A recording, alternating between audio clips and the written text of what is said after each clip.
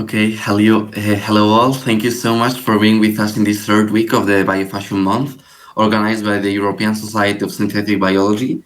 This week we are going to kick it off very well with a talk of someone that I consider super interesting and that has a quite interesting background that I'm going to describe right now. Okay, so today we have with us Dr. Katie Gilmour, who is a senior research assistant in biosciences at Northumbria University School of Geography and Natural Sciences. She earned her BCSc in microbiology in 2017 and completed her PhD in civil engineering in 2022. Right now, she's focusing on microbial interaction and at material interfaces in the context of geological disposal and of radioactive waste.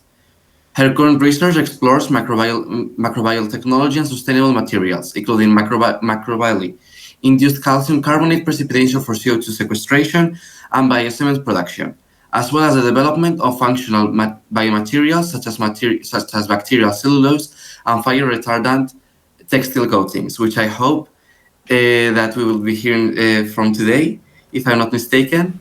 So please welcome Katie, and thank you so much for being with us today. Sure, so hopefully you'll all start to see my screen. Can you see the presentation? Yeah, we can. Thank you so much. Brilliant. So yes, today I'm going to be talking a little bit about some of the functional coatings that we use on textiles that are all bio-based. I just wanted to also do a little bit on my background. Obviously, Yanis has given you quite a good outline there. I'm part of the Hub for Biotechnology in the Built Environment, which was a joint venture between Northumbria and Newcastle universities in the UK. It was an £8 million investment to create buildings which are life-sustaining and sustained by life.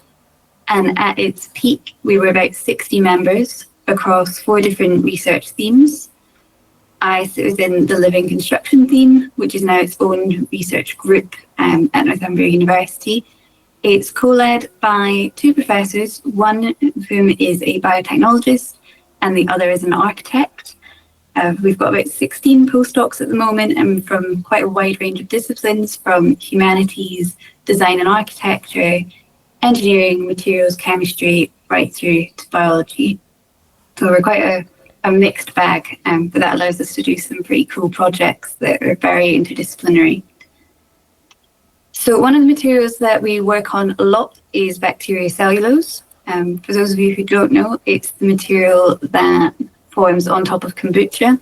It kind of forms as layers on the liquid-air interface, and as that layer gets a little bit too thick, too heavy, it sinks a little bit and then a new layer forms on top. And in terms of textiles, it most closely resembles a non-woven material. And there are companies that exist already that are using this either for apparel production, bulk textiles, or designers and researchers using it to create proper apparel pieces straight from the base material as you produce it. The big problem with it, though, is that it's very hydrophilic. So it loves absorbing water. If you think about how we use clothes, having soggy t-shirts or soggy bags isn't exactly what we're after. So there are ways that exist to make it a bit more hydrophilic. However, they rely on either chemical inputs or quite high energy and high intensity growth conditions, or a combination of those two, that all around just don't make it super sustainable as a manufacturing system. And it's also not very plug and play with current manufacturing, so quite hard to adopt that into current streams.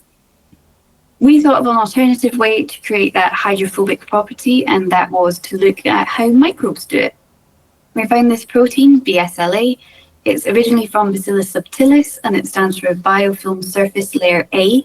So when Bacillus makes a biofilm, this kind of acts like a little umbrella or a raincoat over that community of bacteria to shield them and stop them being washed away if there is water around.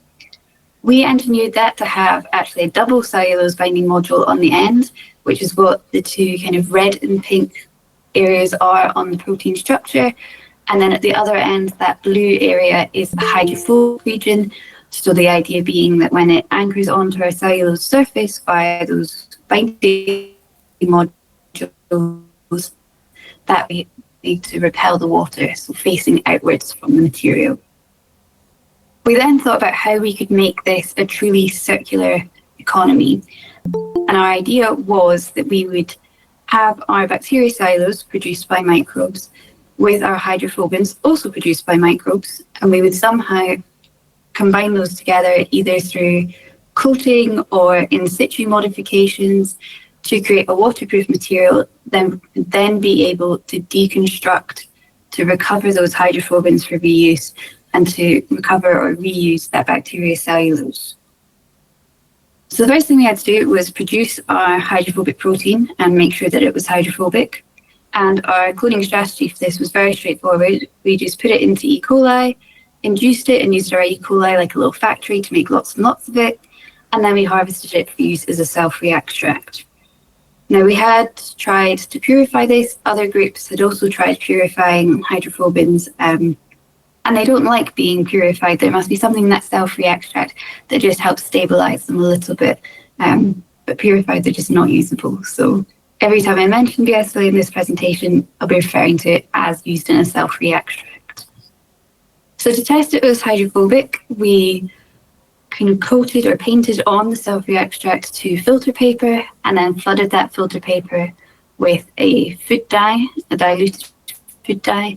So you can see on the left of this trio is what it would look like if there was no BSLA versus if that BSLA was painted around the edge or in the center, and we're creating those barriers to where the liquid can penetrate. So we have shown that there is definitely some water repellency and hydrophobicity there. The second part was to make sure that the cellulose binding modules were the part of the protein that was binding cellulose and were specific to cellulose. So to do that, we swapped out the BSLA for a GFP, and then we tested it on cellulose and on parafilm, and you can see the cellulose is definitely green, whereas the parafilm is not. So it is specific to cellulose. And then we also tried a GFP without any CBM, and you can see that that isn't bound on very well. So again, we're happy to attribute that to the CBMs. We then had to think about how we're going to apply this to the bacteriocellulose. The first way was an ex situ, more like a coating, which had its benefits because that's very plug and play with manufacturing right now. You can see how that could easily be subbed out for whatever they're waterproofing with for this liquid instead. The second way was in situ, and the benefit of that is that it means we create the whole garment or the whole textile in one pot, and it's already functionalized at the point that you harvest it. So that streamlines the process quite a lot. And I'll just talk you through what's all shown in this plate. So we've got our BSLA with and without our cellulose binding module at 3 different concentrations.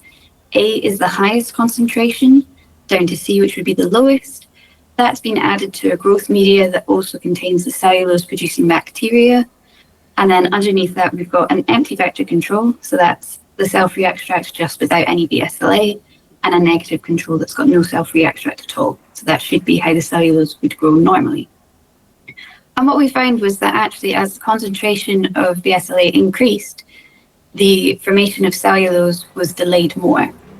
And we think the reason for that is that both the hydrophobin and the bacteriocellulose want to occupy that liquid air interface. The cellulose naturally forms there. It's a little life raft to provide lots of oxygen for the bacteria, and hydrophobins would much rather not be in the aqueous environment underneath.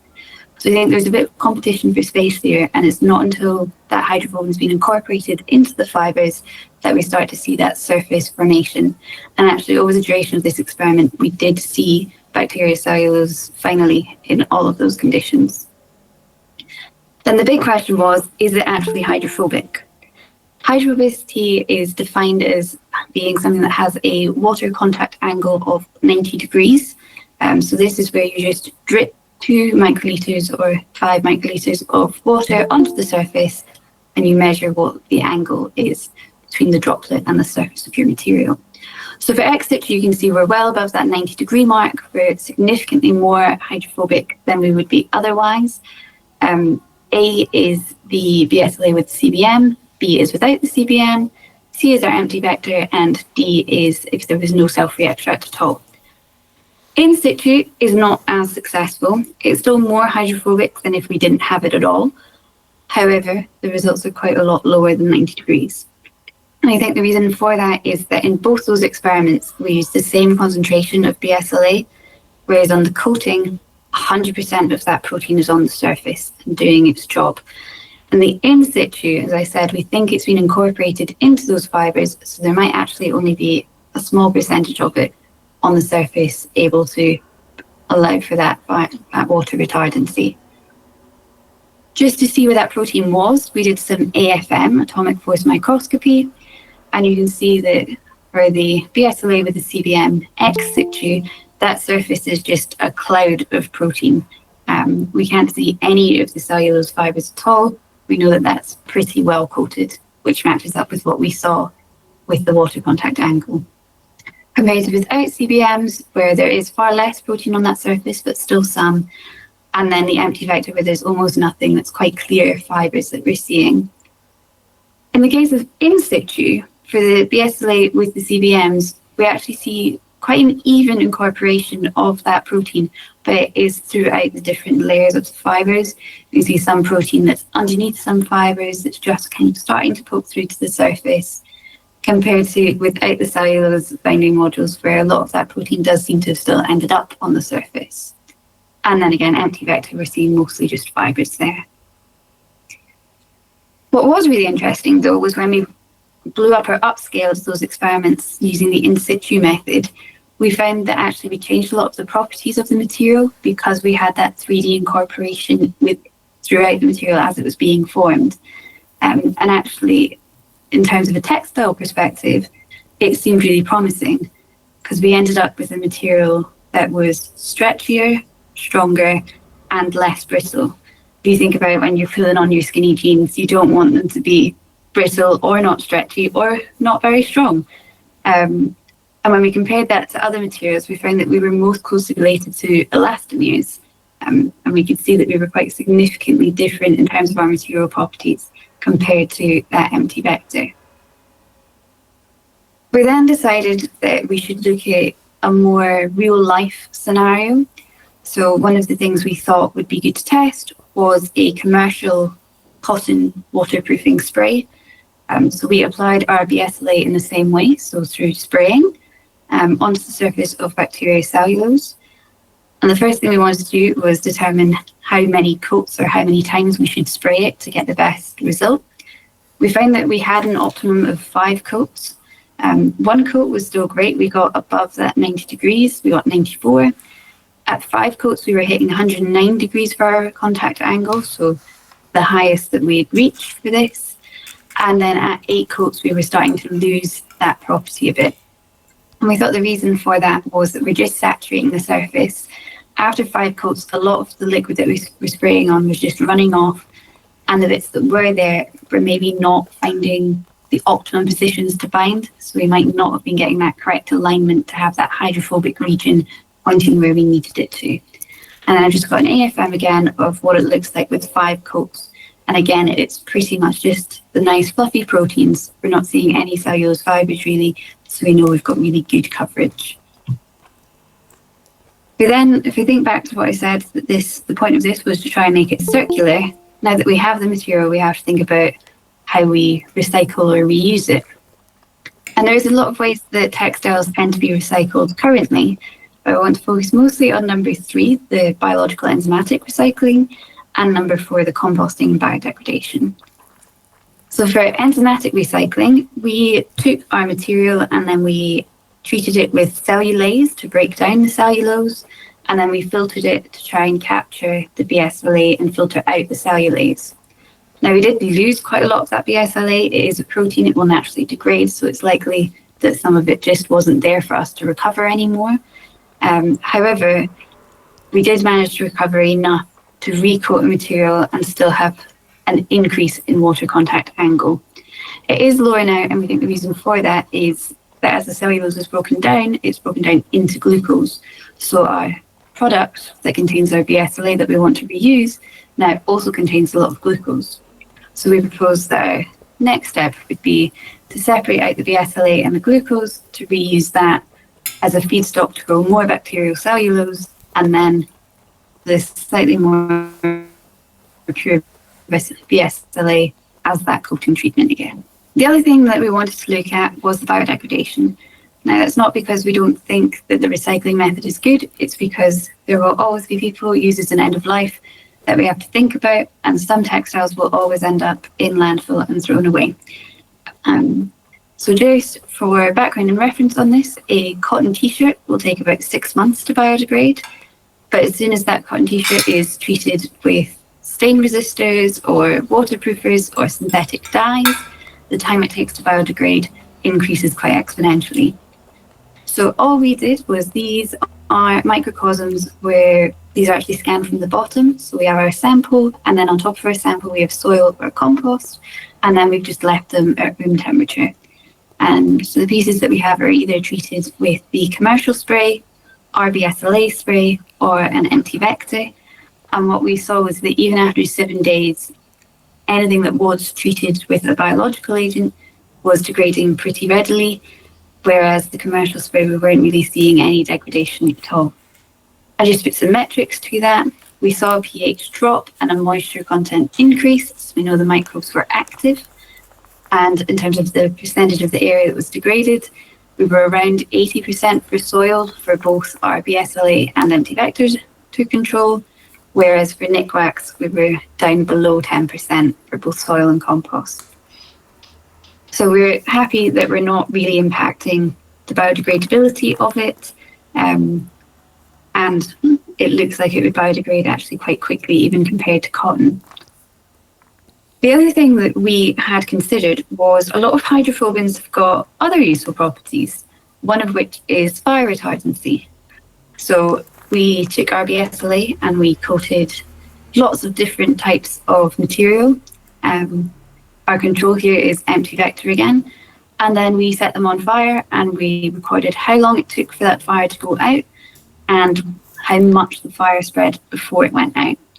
And what we're really happy to see was that both in terms of how long it took to go out and the area were reduced when it was treated with BSLA compared to the empty vector control. Our other controls that we have here are acrylic. Acrylic just didn't absorb any BSLA and it melts really quickly, more than it burns. So it was a control just to say, kind of negative control to say it's going to burn anyway. Wool was our other control. So wool is naturally fire retardant and waterproof. So our BSLA didn't really do much to improve upon what was naturally a very good material anyway. The big surprise in these results was the nylon.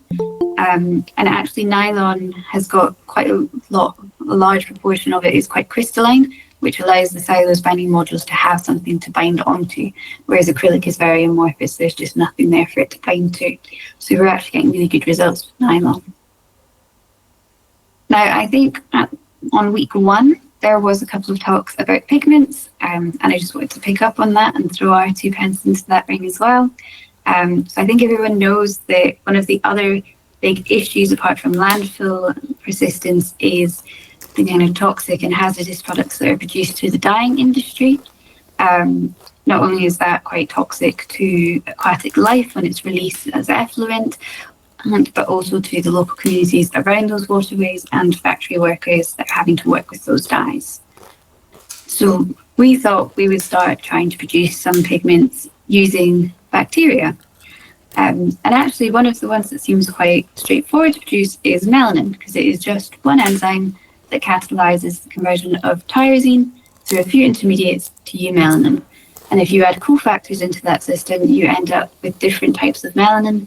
I think there's about 11 overall, but the main 2 are eumelanin, which is black-brown, and pheomelanin, which is kind of a red-orange color.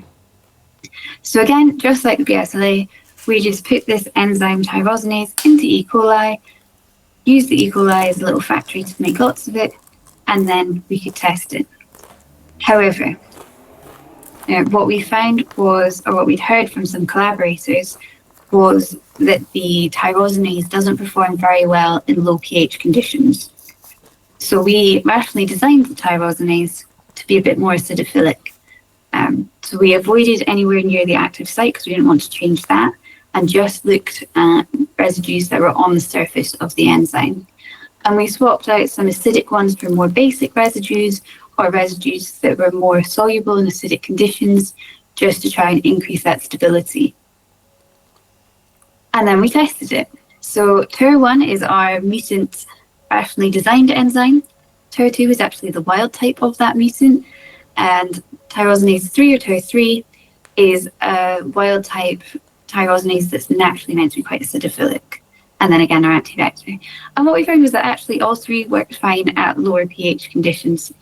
So we moved forward with our mutant, and we thought, well, we've already got a melanin product that is quite plug and play. We can extract that pigment quite easily because it is soluble in different pH to use in manufacturing currently.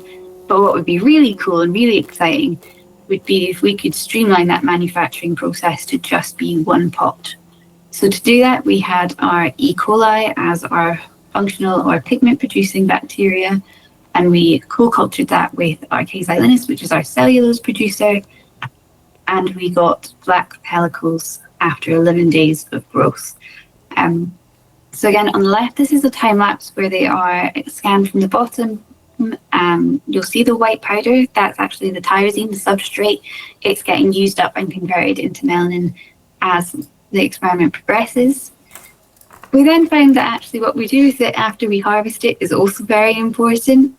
I washed it in water and we lost all of the pigment. So went back, grew more, and this time tried washing in ethanol. I found that in ethanol, the melanin actually precipitated and got stuck in the fibers. It just got too big that the fibers physically constrained it. We don't think it's a chemical bond between the melanin and the cellulose fibers. So after optimizing our growth and post-production, one of our postdocs, 𝗙𝘆𝗕𝗃𝗀𝗹, came and she found different ways to create bacteriocellulose leather of different levels of dye, of coloration with this melanin. She could do that quite effectively and quite predictably at scale. So for anyone who's used bacteriocellulose before, you maybe know that once it's dried, it's pretty brittle, prone to cracking, not very usable as a textile. So what we did was we added some glycerol and we heat pressed it, and that addition of glycerol just made it much more flexible and malleable, much more like leather. So we then looked at the material properties of this, and we found that actually what was changing the material more wasn't the leatherization of it, but was the addition of that melanin. And if you think about what I was saying about it precipitating with the ethanol, if you suddenly have a material that's usually lots of fibers that are bound together through hydrogen bonds, kind of matted, and suddenly we're introducing big, massive clumps of melanin throughout that fiber network, we are going to make it a little bit weaker and a little bit less brittle. What the leatherization process did do, though, was make it stretchier. So we actually aren't too far off what natural leather's properties would be. We've still got some way to go, but we are heading in the right direction. The other thing that's really important when thinking about these biomaterials as textiles is to make sure that they are things that color fast and light fast, so the color doesn't fade and it doesn't transfer to your skin. If you're sitting on a car seat made of this leather, you don't want that color to come onto your clothes or anything. So we tested the color fastness, and to do that, you have a white cloth that you rub across the surface of the material under a specified weight and a certain number of times.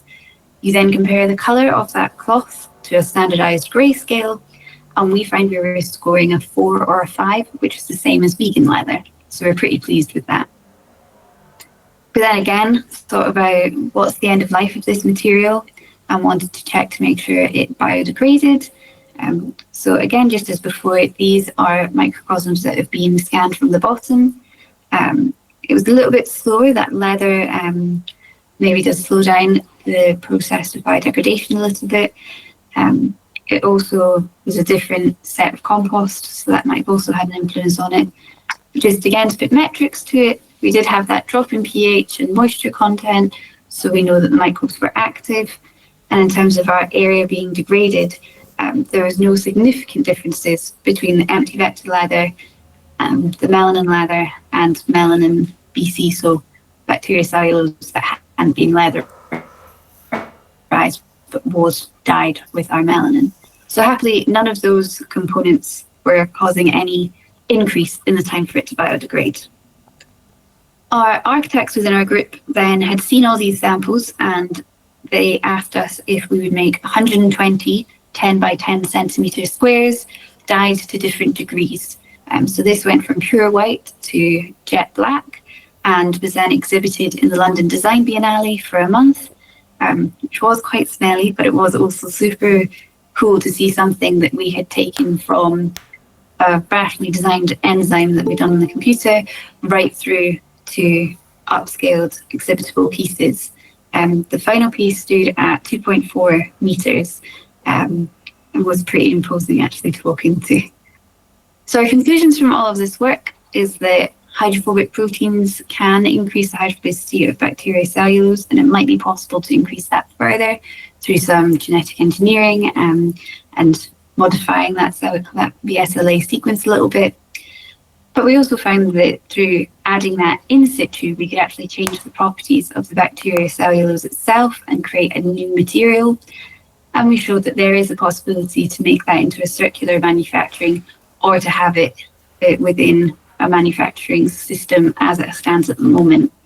And we also found that we could rationally design enzymes into this system, and we are able to take that through right up to out of the lab upscaled pieces. So with that, I'm going to say thank you to everyone who was involved in all of this work. Thank you so much, Katie. I think that everyone here has been so amazed by your presentation and by this research, which personally I think that is groundbreaking. I mean, you've thought about everything and about all of the properties. And now we are going to start the Q&A part. So if anybody wants to ask a question, they can just raise their hands, or they can send a message to the chat. In the meantime, I wanted to ask you a question regarding this research. Have you seen if any of the properties from the dyed one, and from the ones that are not dyed are different, or are all of the properties, or of the physical properties, exactly the same? So physical property-wise, it does also change as well. We get different yields of cellulose of different densities. And actually that's also different depending. We have a few different pigments that we try now, and actually each pigment also results in different properties. So yeah, it's very specific to exactly what it's going with. Okay, great. And now I think David has a question, yes? Yes, thank you. Very, very interesting presentation. I have two general questions. The first one is about organism that you use to express your proteins. I guess you tried E. coli for simplicity. Did you try any other one? Do you think there could be a change in yield or other properties by using other Really ones? good question. We used E. coli partly because we know a lot about E. coli, but also because for want of a better term, it plays nicely with the bacterial cellulose producer. We do work with collaborators who use a different cellulose producer and co-culture with yeast, and that seems to work really well. But when we've tried yeast with our cellulose producer, they aren't as friendly together, and for them, likewise on their side, subbing in E. coli for yeast isn't quite as straightforward. So yeah, we're sticking with our E. coli for now. We have also tried Bacillus subtilis. It does work, but again, Bacillus loves making biofilms, so there is a little bit extra competition there. I see. Interesting. And the second general question is about other materials that you think or you've already tried to be coated by your proteins. I'm thinking like there are endless materials that could be good if they were hydrophobic. So did you try anything else beyond textiles? Yep, so we have looked a little bit at things like timber, paper. We've tried looking at mycelium leather. That was less successful. The big issue, though, is just scalability. So if we want to test other materials, we tend to need to coat bigger pieces, which means that I need to learn how to use proper fermenters and make lots and lots and lots of my protein first, hopefully soon. I see. Good luck with that. Thank you. And now we have another question. They were wondering about the in situ treatments, and they ask if does lysing the bacteria cause any disruption to the material, or does the material form after the proteins have been released? And they also thank you for your presentation, and they wanted to know that they really enjoyed it. Oh, very nice. That's really lovely. Yes, so we always tend to coat with the BSLA, the hydrophobins, with cell-free extract. So we've already lysed the cells before it's applied to the material. For the co-culture and the pigments, we actually think the E. coli is lysing during the growth of that material, and that's releasing the enzyme to let that colour be everywhere within the material. The reason for that is that as cellulose is produced, there's a lot of acids produced as byproducts, and just that really low pH, which can get down to pH 3, causes the E. coli to lyse. Okay, so I don't see if there are any other questions. I think that you... Oh, yeah, David. Then I will take one more second to ask another one. I was really interested and a bit puzzled by the biodegradation part. Like, it's clearly very, very inspiring that the fact that like you also look at that. And I was wondering if you got any generalizable insight on what can impact biodegradation. Like, you made the measurements, right? Did you understand what might impact the fact that it's more easily biodegradable? Could you possibly even act on that side to make it even more biodegradable? Yeah, I'm sure that you could make it more biodegradable. Compared to the commercial spray, these ones, because they're totally biological and it's being broken down by microbes, they're going to be producing a lot of proteases and things that are going to be really readily breaking down everything that's in the coating. The commercial spray was wax-based, so nothing for anything to break down there, and it might actually just be quite a physical barrier that it's making to prevent any microbes being able to penetrate into the material more to speed up that degradation. Mm-hmm. And on the same topic, do you think that by this reasoning, the coating could also be biocompatible? I think of applications in medicine, surgery, for example. Yes and no. Yes, because there isn't theoretically anything in there that should cause an issue. But no, because E. coli does produce endotoxins, which can have an immune response in some people. So it would need to be produced in a safer bacteria for that. But otherwise, yes. Yes, the downside is if it's very readily biodegradable, does that mean it's going to degrade faster than we want it to? So stabilizing it in that way is something that we're thinking about more. Or if, like the spray, you just buy in a shop and reapply it at home. Okay, cool. Okay, so we have more questions from the chat, and they wanted to know what are the biggest bottlenecks in the scale-up, and how are you overcoming this? Biggest bottleneck in the scale-up is the cost. We're overcoming that because we are applying for funding to be able to do that. We do have some fermenters in Northumbria University that we are starting to use, and that's going really well. And actually, we have had quite a lot of industry interest in it, so being able to work with them to find the right way and the right facilities to do it. And they also want to know what's next in your research. I mean, I think that they want to know what the future steps. And if you could lead this project anywhere, where would you go? So at the moment, I'm one of these terrible people that loves working on 8,000 projects at once. So at the moment, I'm actually working on a few different projects, one being Sustainable Style, which is a joint collaboration with Northumbria Newcastle and Imperial College London, which looks at trying to make bacterial cellulose leather and functionalizing it to make it as leather-like as possible. That's with Colorifics and Modern Synthesis. There are two companies that are both in that space too. And I think we've heard a lot from Colorifics over the last couple of weeks. The other project that I'm quite heavily involved in is bacteria cellulose, kind of like a 3D printer for it. So if you could 3D print functions onto it as it was growing, and that's with Imperial College London and Oxford University. So next for me is probably still working on kind of making biological components that could be added into that 3D printer or into the leather production process.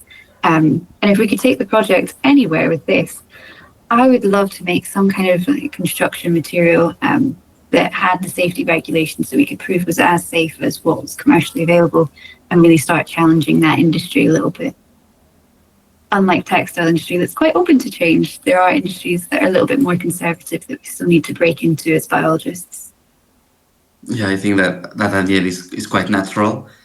And well, people were asking questions, and right now I also have a question regarding regarding the dyes. Have you seen if do you think that there are any disadvantages on using these dyes, or at the moment you haven't found any kind of problem? At the moment, we've not found any problem. There's obviously some dyes that perform much better than others in terms of their colour fastness and their light fastness. Some do fade.